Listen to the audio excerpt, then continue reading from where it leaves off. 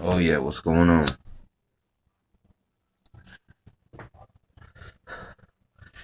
Yeah, I want to kind of create kind of like a terminology here to get in this realm of this type of things that I'm gonna talk about here. I'm gonna take it way back. I remember when I was a kid.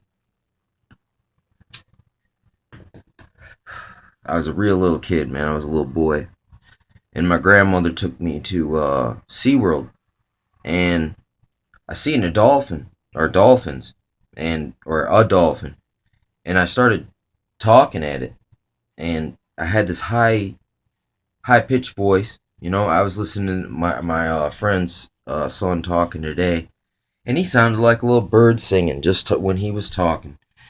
You know, but I basically, at the time was had that same quality of voice. I'd imagine, but I started talking to this dolphin, and the dolphin was squeaking at me. It was like, and then it went under the water and it took off. And then it went and grabbed a couple more dolphins, and then they come shooting back at me, and they all came out the water, and they were going, and I was talking to them, and it was weird, because you could just say that was coincidence. Dolphins are really smart. People, it's entertaining to them. It seems like they like entertainment. You know what I'm saying? So I guess people are just as interesting to them as they are to us. But and what's weird too is that my I don't particularly remember this too much, but my grandma said that these Chinese people were looking at me and they were asking if I was an Asian kid, and I'm not at all. You know what I'm saying? Just another random factoid of that matter there. But anyway, what I'm talking about here is what you would call the animal internet. You know what I'm saying? Basically, I think you can tap into first the first level of the animal internet would be uh like, listen, your dog's barking.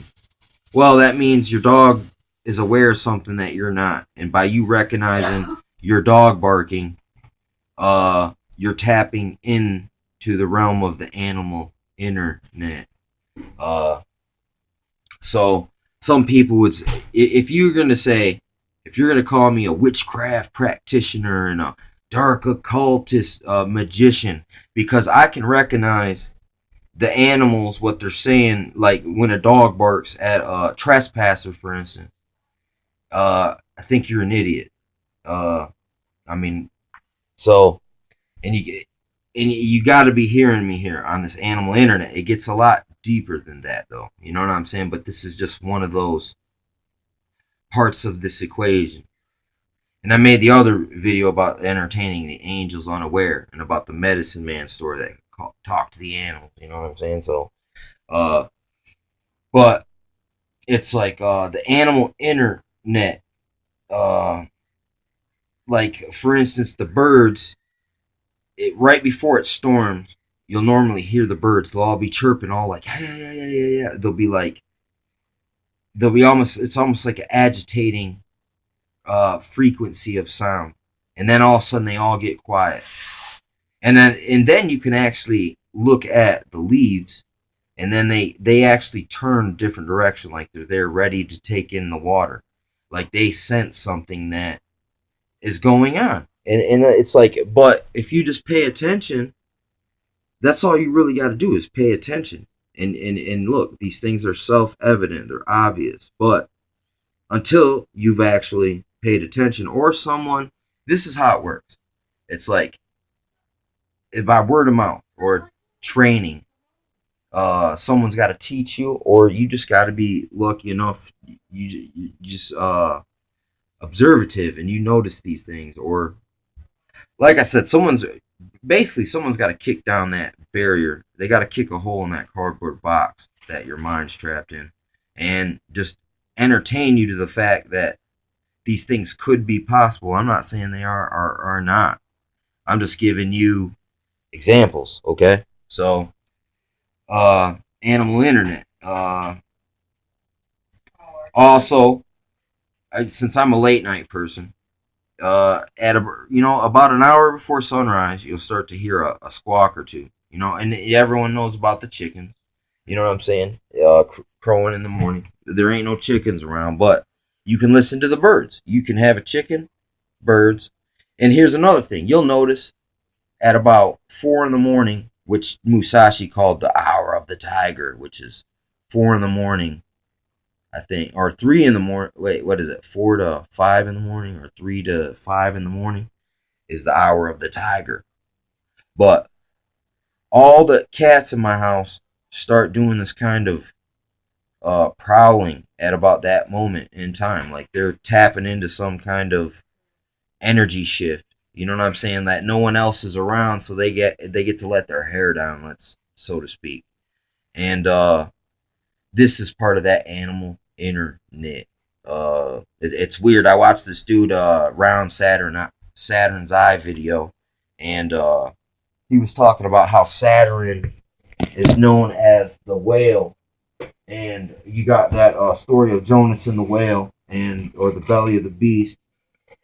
But with the whales in the water let off this constant frequency sound. It's like sonar. It's how they communicate.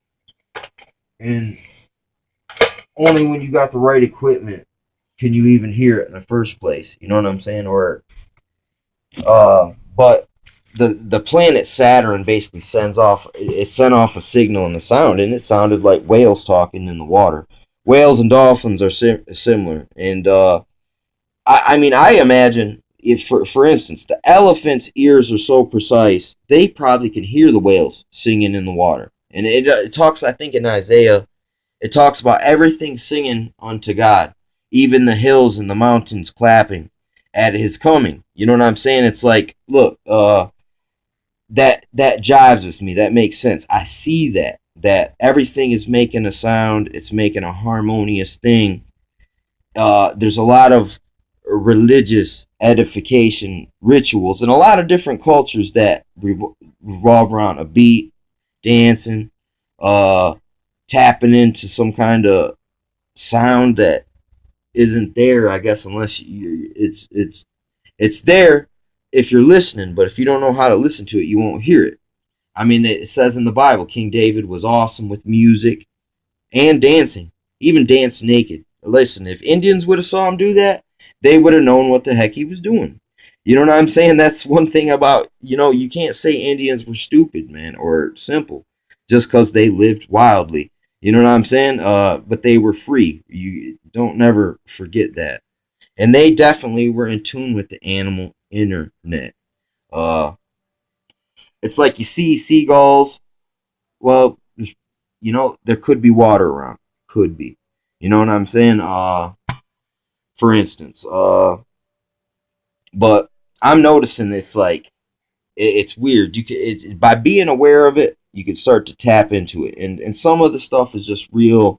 It's just science. It's common sense. Not like I was saying about the birds starting to chirp before sunrise. So say you were in someone had you locked in a box, right? And you had no idea what time it was or whether it was night or day.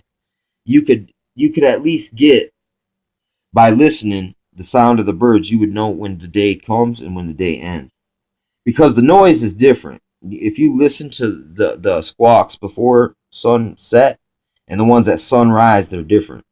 You know what I'm saying? But they're both. It's both like it's weird. It's like a mass release of energy. You know what I'm saying? It's almost like the animals do it with pure joy, and it's like man can tap into that too. And it's like we've been supplemented with a false kind of selfish joy. Like, let's revel in our own whatever you would want to call it. But you know